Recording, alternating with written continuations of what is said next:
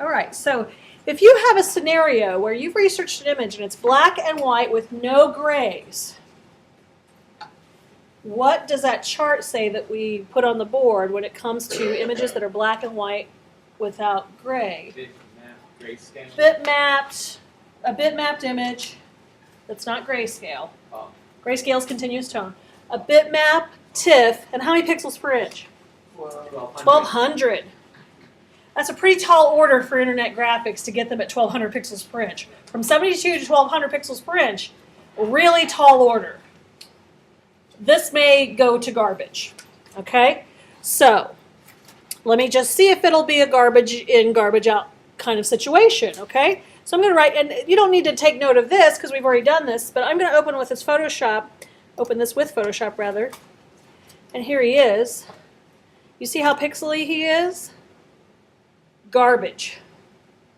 If you start with garbage, what do you end up with? Garbage. You cannot turn dust to diamonds. Or the other stuff. You can't turn this to something beautiful in Photoshop. You have another option though. And that's Adobe Illustrator. Adobe Illustrator has a live trace, or in the new software it's called image trace. And we might be able to image trace this. Before I do though, I am going to convert this to grayscale. And then I'm going to convert it to bitmap because I want all that gray stuff to be gone. Bitmap, and get rid of the no diffusion dither. 50% threshold. And what that's going to do is takes everything that's 50% and lighter, takes it to white. 51% and darker goes to black. Let's see if it kills this little graphic here. Ha ha! I beat it. The only problem is it's still 72 pixels per inch. So I'm just hit Command Z, and I'm going to do this again. Image, mode, bitmap, 50% threshold. Let me bump this up to at least 300 pixels per inch because I don't want that stair-step effect that badly. So it still looks like garbage, doesn't it? Garbage in, garbage out. No exceptions. I'm going to save this as a TIFF just to see if I can doctor this thing up. Okay, I'm just going to see if we can doctor this up. All right. So I have two of them. I have the GIF. Gosh, I can't remember what that file format stands for. Graphic image file format or something. I have a GIF. And I have a TIFF. The GIF was downloaded for the internet. The TIFF is something I created. I'm going to go into Illustrator because I'm going to see if I can turn dust to diamonds. Garbage to something wonderful. And I'm going to see if I can perform an image trace or a live trace on this. And see if it will do something nice for me. Sometimes it does, sometimes it doesn't. It depends on what you start with. And I know this is really pushing it. This is on the edge of garbage. Now, there's another trick. Sometimes I'll print that out, and even though it's really tiny, I'll print it out on a nice high-resolution printer like what we have, and then I scan it. That's a real sneaky trick. Most people don't think to do that, but when I was in the industry, sometimes we get these little things, and I'm like, oh my gosh, I will just print it out, and it's small, but at least the printer is a high enough resolution that it doesn't look pixelated, hopefully. I don't increase the size of it, because then it increases the pixels, and I scan from that tiny little image. But this is a different story. Okay, so I'm going to go create a new document in Illustrator. Letter size is fine, nothing fancy here. I'm going to place this graphic. File, place. I'm placing that little tribal crow looking thing. But I need to go get it. I'm going to get both of them. I'm going to get the GIF. The GIF. It's not a GIF. The Choosy Mothers choose GIF. This is a GIF. I'm going to place it. I'm also going to place the TIFF. File, place, and I'm going to grab the TIFF. I'm going to see if there's any difference between the two. See if I wasted my time by converting that to a TIFF or not. Okay. So I'm going to image trace or live trace the GIF first. Now, older software, it'll be called Live Trace. But in the newer software, it's called Image Trace. Now, I don't want to just click the Image Trace button. First, I have to have the image selected. It's a select, then effect environment. If it's not selected, I can't do any effect on it. So make sure the image is selected. And don't just click on Image Trace, which does convert image into a tracing object. What we want to do is there is a little arrow off to the side. And you have these options. Okay? Sometimes these default options work. We have high fidelity photo, low fidelity photo, 3 color, 6 color, 16 color, shades of gray, black and white logo, sketch art, silhouette, line art, technical drawing. What is this? It's a black and white logo. So I'm going to choose the black and white logo option. Now, oftentimes though, before I do this, I will do my own custom live trace, but custom is grayed out. Oh, custom is grayed out. If your custom is grayed out, you have to go to Window, Image Trace, and it will bring up the Image Trace panel. Okay? So these are for people who are like, I didn't care for the trace that it gave me, so I can do an advanced thing. A lot of students who are into this, they wanted the advanced feature, but they can't figure out how to get it to work. Because, again, under the Image Trace option, it is grayed out. But for now, I just want to let you know where that custom stuff was. But for now, I'm just going to do a black and white logo. Okay. That is sick. That is tight. That is off the chain, right? Kind of cool when old people say that kind of stuff, doesn't it? We sound really weird. Look at that. That is clean. That is starting with dust and turning it into diamonds. You can't do it in Photoshop because it's pixel-based. You can do it in Illustrator. Color graphics, no. It needs to be black and white only. Now, in order for me to actually work with this, if I needed to clean it up, I can click on the Expand button. I get my Direct Selection tool, which is the white arrow tool. There's a bounding box around here. It's actually a path. I want to get rid of that. I don't need it. So I just click and drag, and as long as I come in contact with one of those nodes, I hit delete. I hit delete again. It's gone. Now all I'm dealing with is the funky chicken or the crow or whatever. I'm dealing with his paths. What do I save this as to be able to put it into Illustrator? Chicken tiff. Chicken tiff. No, it's not a tiff. It's not a funky chicken tiff. No, it's not a tiff, guys. It's an EPS. If you look at your notes, Illustrator files or anything that's vector is saved as an EPS so that the RIP, the raster image processor, will understand the language. Okay?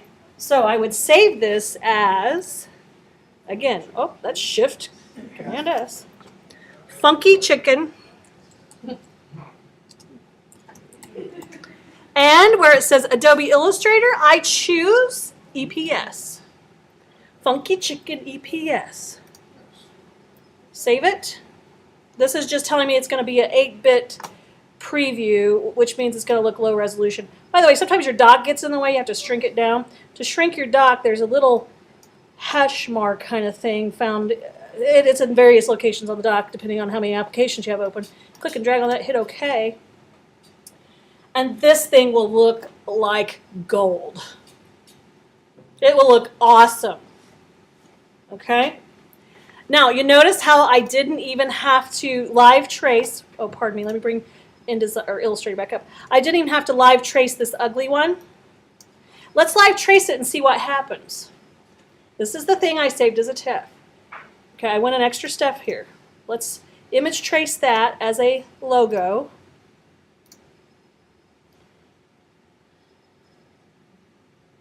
Ooh, ugly. I didn't need to go through the step of going to image size, adjust its resolution in Photoshop, save it as a TIFF, and then place it into Illustrator. I could have started with the JPEG or the GIF. Okay? So sometimes we don't do certain steps because it doesn't matter. That looks horrible. The TIFF looked horrible, but the thing that I downloaded from the internet was smooth enough that it captured its smoothness. I went and crunched it all up and pixelated it in Photoshop, thinking I was doing good, and I did more harm than good. So Jalen, that's your answer to the hands that you've showed me, is Photoshop is out of the picture. This is about Illustrator and doing image tracing or live tracing. It is the best. Oh my gosh, it's the best. It is the best. Now, I'm going to hit undo on this guy here. And I want to talk just briefly about the custom options for live trace or image trace, because if you're getting a trace result that you don't like, we happen to be lucky with this one. The flyout, you're supposed to hit custom, but it won't let you. Custom, I can't click on it. So I go to Window, Image Trace, and it brings up the custom settings. Now, people always ask me, well, what should I do here? What kind of adjustments should I make? Well, I don't know. I hit the preview button, and if I don't like what I see, I make adjustments. So the same adjustments don't work across all images. So I'm like, ooh, that is crunchy looking. So let me take the threshold down and see what happens. Now, because preview's on, it takes a second to trace it. Do I want threshold down or do I want threshold up? You know, the only way to really get this is to just play around with it. Okay, ooh, you know what? That crunchiness kind of now makes it look archaic. It doesn't look all pixely. It looks like it's been etched in stone and it's imperfect. So let me go back to less and see what it did. I'll go extreme. Less is probably keeping it a little tighter. Oh no, that's even better. Ooh, see, this does something even nicer. Maybe the TIFF thing was a good idea if I wanted this to look less than perfect on the edges. Ooh, I'm getting excited now, almost like a rubber stamp or something that has some age to it. It's an accident, a happy accident.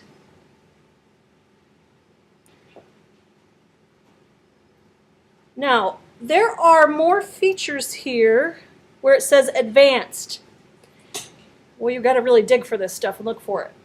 This advanced area is where it really does either stick closely to the edges of the original item or not. When I took the path, you know, how close do I want this to follow the path of the image? And I said, let's keep that on the low side.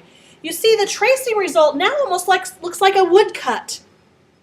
It took away the rough edges. It lessened how close it is to the edge of the object, the edge of the line. And it's giving me a fairly reasonable facsimile. But if I don't want this, this kind of starts to really look tribal because it looks like it's cut in wood. Now, if I adjust the path to high, it is going to take a while to trace, to preview, because it's thinking about every freaking little edge stair-step pixel thing. Ugh. We didn't really want that. So we're going to take that back down to low. But you guys can make these adjustments. Corners. How sharp do I want them? Do I want them less sharp or more sharp? Well, if I take it down to less, the corners should start to round a little bit more. Not showing a whole lot here because I have such a low path tolerance. And these are tolerances. So I'm trying to curve those corners. Well, if I take it up to more, it should make them sharper. But again, with the low tolerance set on path, it may not, oh, yeah, wow. No, it's too much. So that really puts a lot of corners on things. Take that to less. Noise, I'm not sure that's going to do a whole lot here. We'll try it. More noise? Let's see what happens. Maybe it'll add some pixels back. Okay, it smooths some things out. And less noise. Oh, I only got it to go down a couple percent because I got click happy. Less noise.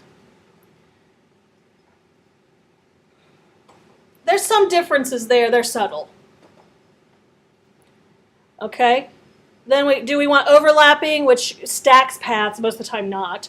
Or do we want it to just be individual little paths, not stacked on top of each other? Do we want extra strokes on things? Not normally. We want it just fills. And do we want it to snap to the curves and the lines? I don't know. We'll see what happens when we turn it off. Oh, so it got a little bumpier. You know, guys, I don't know what to tell you to choose. Each image is different. Each image is different and what you want will be different. But the custom live trace option, if you don't like what you see in one of the presets, you can use the custom live trace option or image trace. Sorry, I call it live trace. That was last version of the software. And again, you can't get that. It will not pop up in the image trace presets. You have to go to Window, Image Trace, and then click on this little advanced button and start playing. Guys, that is worth a ton of money to you. That's money. Maybe not in school, but on your jobs when you graduate, money. Now, you have to be careful because that image is copyrighted. I did not buy the rights to that image, and just because I can download it for free off the internet and do a live trace or image trace on it doesn't make it legal. Okay? So sometimes I'll do a really cool sketch or something, and I'll color it in with a Sharpie. I'll scan it, and I'll image trace it. It has to be either paid for or of your hand and mind. Okay?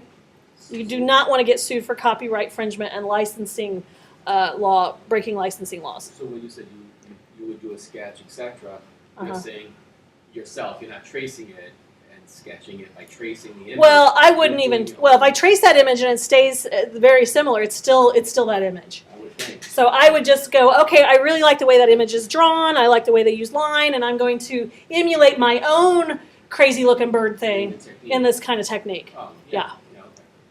Yeah, I would not use it verbatim. I like that, kind of like these little dots. I wouldn't have thought to put little dots in little places. That's kind of cool. So I might emulate some of the things I'm seeing.